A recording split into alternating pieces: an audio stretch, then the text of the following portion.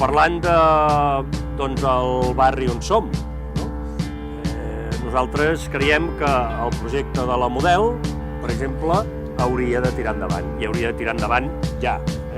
Ens prometen, l'Ajuntament actual del Xavier Trias ens promet que el 2017 potser començaran a marxar els reclusos. Home, doncs hauria d'anar més ràpid. Hauria d'anar més ràpid perquè hi ha necessitats aquí molt fortes. De vegades hi ha gent que diu, home, és que l'Eixample és un barri acomodat de la ciutat. Però què vol dir? Si l'Eixample té unes necessitats que no s'estan complint.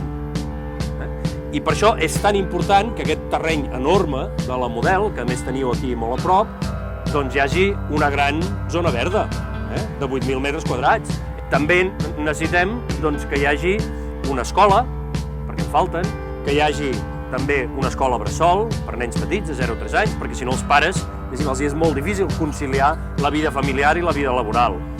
També necessitem que hi hagi altres equipaments, com pugui ser una residència o llar d'avis. Que nosaltres compartim un projecte que el 2009, després de molts anys de discussió, el 2009, amb un procés participatiu, es va decidir que es farien una sèrie d'instal·lacions i aquest projecte està allà i està aprovat des de fa 5 anys. Per tant, s'ha de complir. S'ha de complir.